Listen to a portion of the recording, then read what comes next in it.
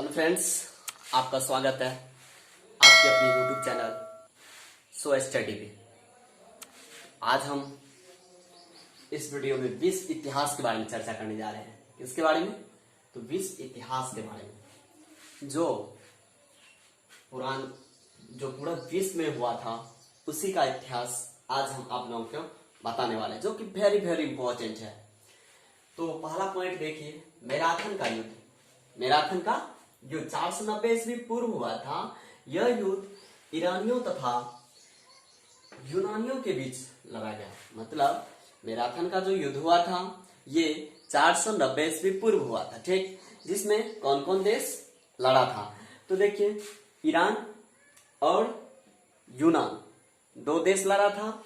जिसमें जब कोई भी युद्ध होता है तो उसमें तो ढेर सारे देश भाग लेते हैं, लेकिन यदि कोई दो देश के बीच हो तो उसमें तो कोई एक को विजय होना पड़ेगा, एक को हारना या एक को जीतना पड़ता है। इसमें देखिए यूनानियों की विजय, मतलब यूनान जीत लिया इस युद्ध में। अब देखिए दूसरा क्या है। दूसरा आपको देखें, दूसरा पॉइंट है ग्रेनिकल। क्या है? ग्रेनिकस। ग्रेनिकस का युद्ध। ग्रेनिकस का युद्ध है 334 ईस्वी पूर्व।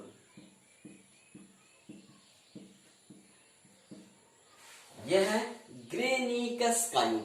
किसका युद्ध? तो ग्रेनिकस का युद्ध ये 334 ईस्वी पूर्व हुआ था। तो ये किसके बीच हुआ था? मकदूनिया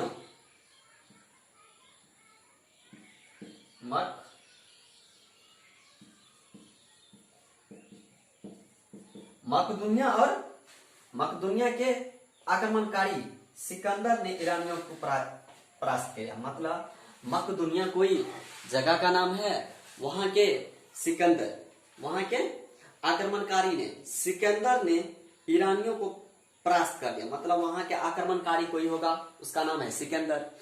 तो मकदूनिया के आक्रमणकारी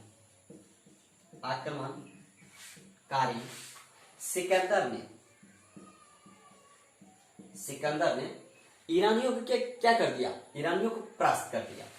किसको? तो ईरानियों को परास्त कर दिया। ईरानियों को परास्त,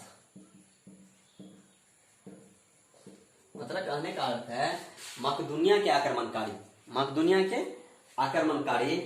ईरानियों के, मकदूनिया के आक्रमणकारी सिकंदर किसको पराजित किया? तो ईरानियों को परास्त कर दिया, मतलब हरा दिया। समझ रहे हैं बात को? तो ये हुआ। तीसरा देखिए, अरबेला का युद्ध। अरबेला का युद्ध 331 पूर्व हुआ था। अरबेला का युद्ध 331 ईस्वी पूर्व हुआ था। तीसरा पॉइंट है ये, अरबेला का युद्ध।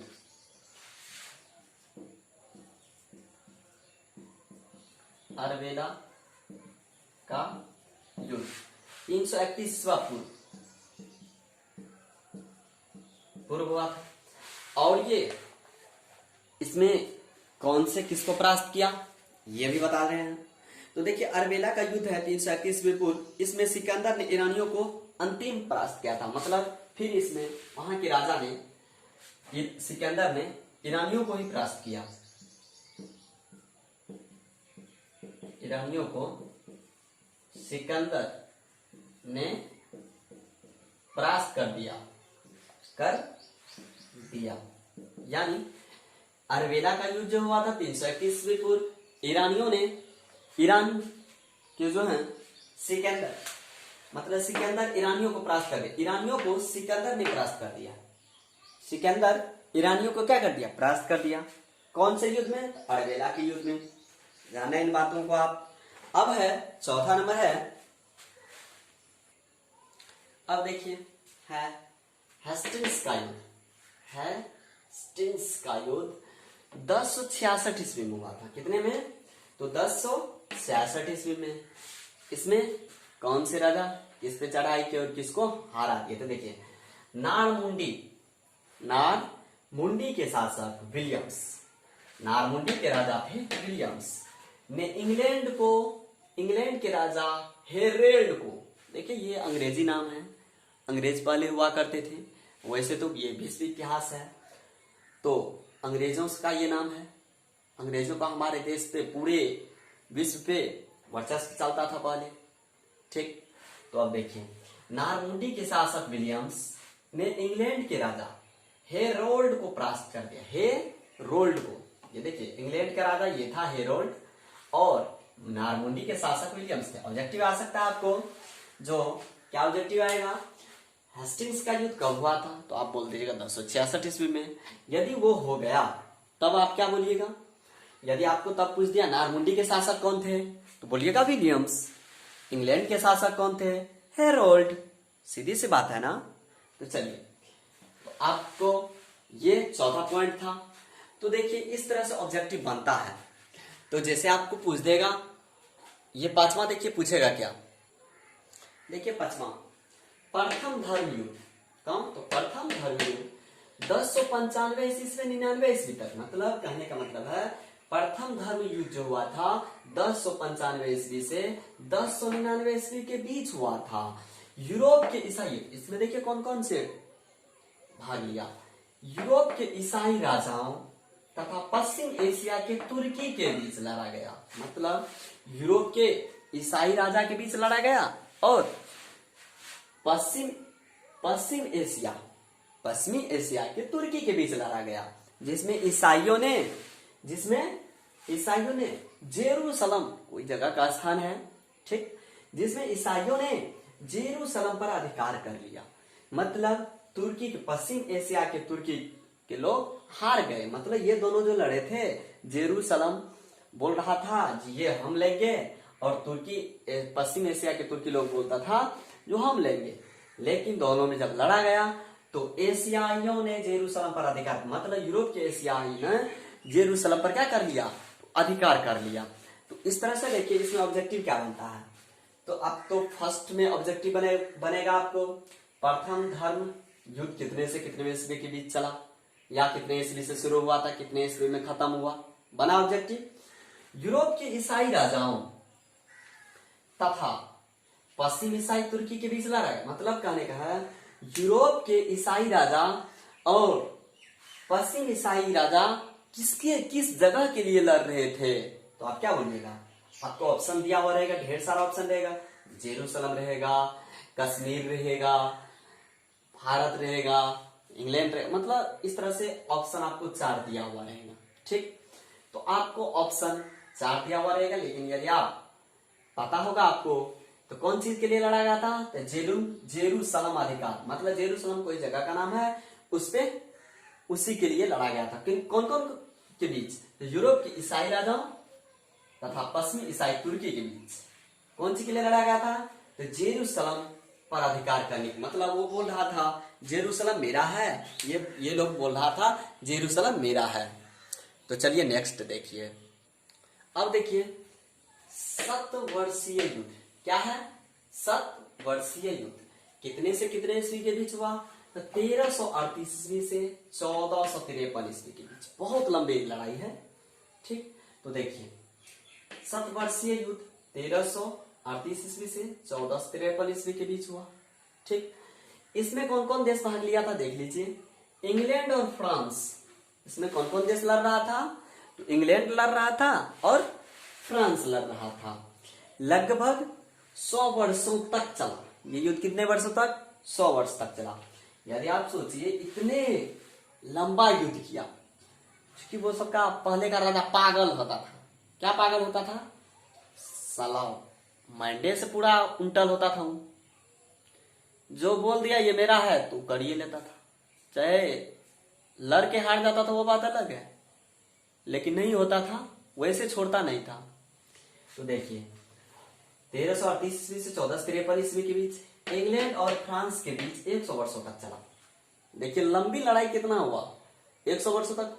तो दोनों देश का तो खर्चा तो हुआ, लेकिन अंत में देखिए वही परिणाम आता है, जिसका होने करेगा वही ना होगा। तो देखिए अंत में फ्रांस की विजय हुआ, अंत में फ्रांस का ही विजय हो गया। तो देखिए इस ऑब्जेक्टिव क्या क्या बनेगा, 7 वर्षीय युद्ध कब शुरू हुआ, तो आप बोलिएगा 1338 ईस्वी में। कब खत्म हुआ? 1453 ईस्वी में। इसमें कौन कौन से देश भाग लिए? इंग्लैंड और फ्रांस।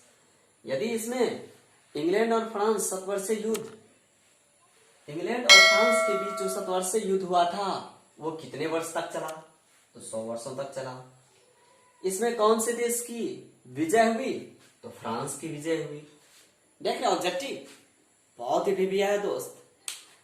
जो फॉर्म निकला हुआ है बिहार दरोगा का या यूपी दरोगा का, जो एग्जाम आने वाला है, आपको हल्ला बोल जो चला था बेरोजगार के लिए, सरकार पे जो आवाज उठाई गई थी, सब एग्जाम की तिथि जारी कर दी गई है।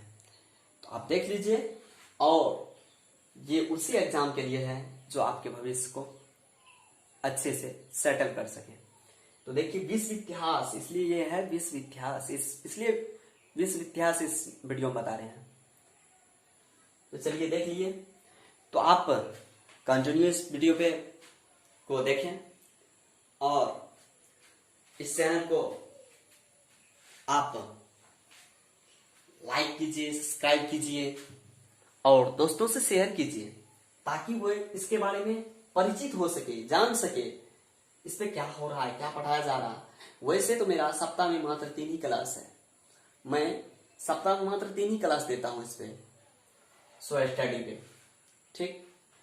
तो सप्ताह में मात्र 3 क्लास दूंगा और जो भी बताऊंगा वो एसएसटी यानी विश्व इतिहास मतलब हिस्ट्री से क्वेश्चन रहेगा, मिक्सचर क्वेश्चन रहता है, जीके जीएस, ऐसे समझिए, समझ रहे हैं। तो वो है एसएसटी से, मेरा मेन पॉइंट्स है। 3 दिन सप्ताह में देते हैं क्लास, तो एसएसटी से बताते हैं और इसी में से आप देख लीजिएगा, रहेगा ही, ठीक।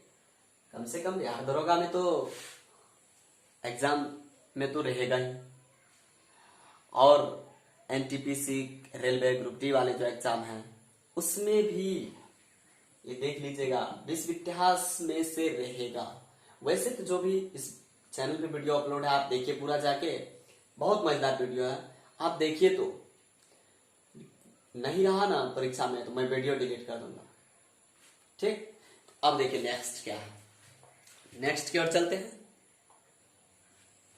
देखिए नील नदी का युद्ध, नील नदी का युद्ध, नील नदी का युद्ध 1798 ईस्वी में, कितने ईस्वी में? नील नदी का युद्ध हुआ 1798 ईस्वी में। लॉर्ड नेल्सन के नेतृत्व में अंग्रेजों के फ्रांसीसी बड़े को हटाकर, मतलब नील नदी का जो युद्ध हुआ था 1398 ईस्वी में हुआ था, 1798 ईस्वी में हुआ था। नील नदी का जो युद्ध हुआ था 1798 ईस्वी में हुआ था। लॉर्ड नेल्सन के नेतृत्व में अंग्रेजों के फ्रांसीसी बड़े को हटाकर भूमध्य सागर में अपनी सत्ता स्थापित की। कौन किया? लॉर्ड नेल्सन के नेतृत्व में अंग्रेजों के फ्रांसीसी बड़े को हटाकर, मतलब इसके नेतृत्व में अंग्रेजों के फ्रांसीसी बड़े को हटाकर भूमध्य सागर में अपनी सत्ता स्थापित की। ये था नील नदी का युद्ध। किस नदी का युद्ध? तो नील नदी का युद्ध था। अब देखिए ईलम का युद्ध, किसका युद्ध? तो ईलम का युद्ध। ईलम का युद्ध 1805 ईस्वी में हुआ था। कितने ईस्वी में? तो 1805 ईस्वी में। किसका युद्ध? तो ईलम का युद्ध। कितने ईस्वी में?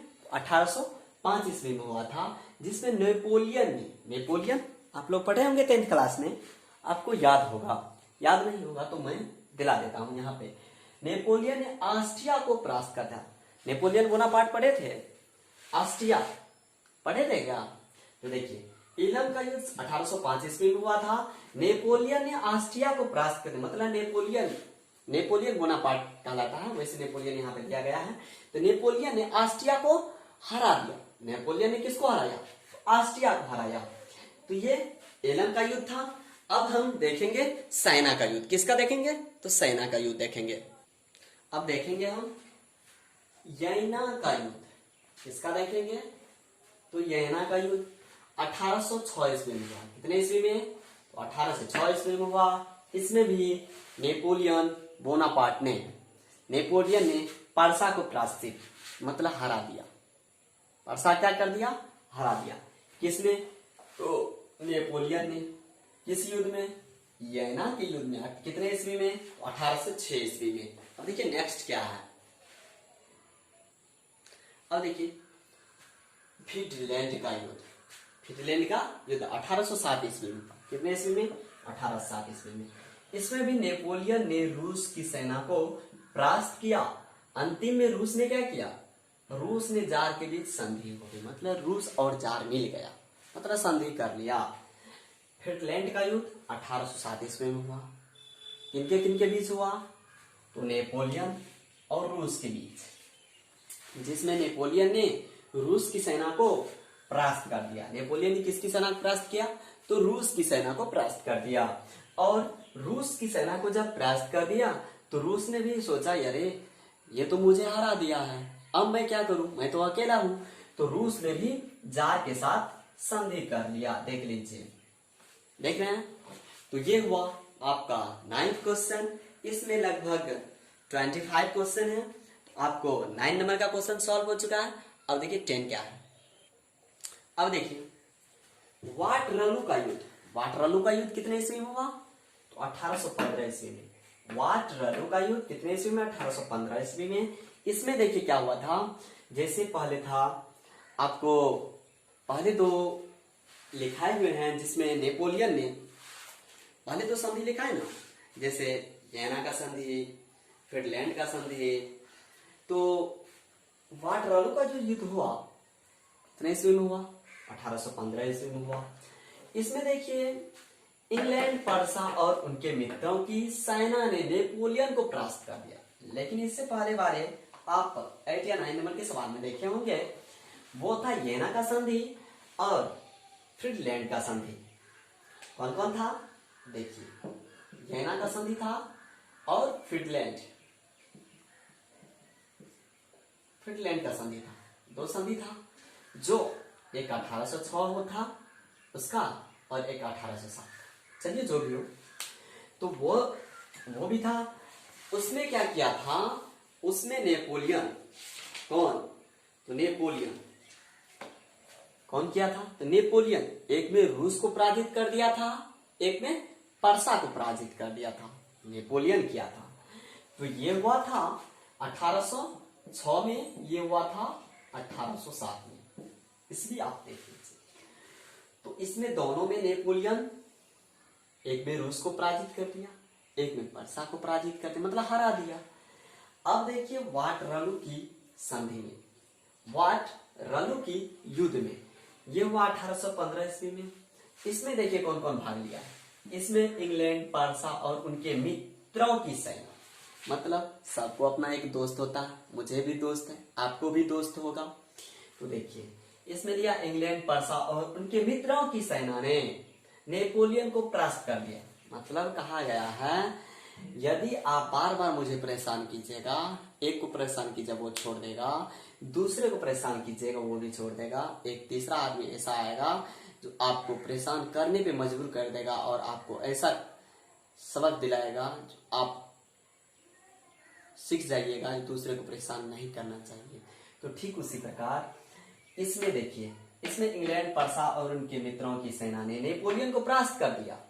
ठीक, इससे पहले दोनों में देखिए येना में और फिनलैंड में नेपोलियन ही दूसरे को परास्त किया था। इसमें लेकिन सब ने मिलके नेपोलियन को ही परास्त कर दिया और उसे बंदी बना लिया। बंदी बनाकर सेंट हेलेना द्वीप पर भेज दिया। द्वीप, उसे कहां भेज दिया, सेंट हेलेना द्वीप पर बंदी बना लिया और सेंट हेलेना द्वीप पर भेज दिया, जहां 1821 में उनकी मृत्यु हो गई। बेचारा इतना उछलता था, जैसे जो कहावत है, जो मुसरी बहुत उछला तो हुई है ना, वो गरम मारे में गिरी है। मतलब कहा गया है बड़े बुजुर्गों के द्वारा, जो चूहा बहुत उछलता है ना, वो गरम मार में जाके गिरता है। तो वही हुआ, ये बहुत उछलता था। कौन, तो नेपोलियन बोनापार्ट। नेपोलियन उछलता था, नेपोलियन बहुत उछलता था, उसे सबको हरा दिया जाता था, हरा देता था। तो इंग्लैंड, पर्सा और उनके मित्रों की सेना ने सब इसको सपोर्ट किया तो नेपोलियन को परास्त कर दिया गया। परास्त किया, उसे बंदी बना लिया गया और उसे सेठ हेलेना द्वीप पर भेज दिया गया, जिसमें वहां उसकी 1821 ईस्वी में उनकी मृत्यु हो गई। देख लीजिए, मृत्यु हो गई है ना। तो आपसे मेरा आदेश है या रिक्वेस्ट है, जो आप ये 10 क्वेश्चन है, 10 क्वेश्चन में कम से कम, यदि नहीं बनेगा तो 50 ऑब्जेक्टिव जरूर बनेगा इससे, ठीक। तो आप इसको पढ़ लीजिए, देख लीजिए। वीडियो तो लंबा होगा नहीं, वही 20-25 मिनट का वीडियो होगा, उससे कम का भी हो सकता है। तो आपसे मैं यही कहूँगा, तो आप इसको देखिए, जो बहुत ही फेविया है, महाभेविया, वेरी वेरी इम्पोर्टेंट। ये आगे एग्जाम आने वाले हैं के लिए। तो चलिए, आज के लिए बस इतना ही। हाँ, लेकिन एक ही रिक्वेस्ट है मेरा, यदि आप इस चैनल पे पहली बार आए हैं तो चैनल को सब्सक्राइब कर लीजिएगा, लाइक कीजिएगा, शेयर कीजिएगा, क्योंकि आप पढ़ रहे हैं, यदि आपके दोस्त नहीं पढ़ रहे हैं तो उसे आप शेयर कीजिए, वो भी किसी न किसी बहाने से पढ़ सके। तो थैंक यू दोस्त, तो आप ऐसा ही करें। थैंक यू, आज के लिए बस इतना ही।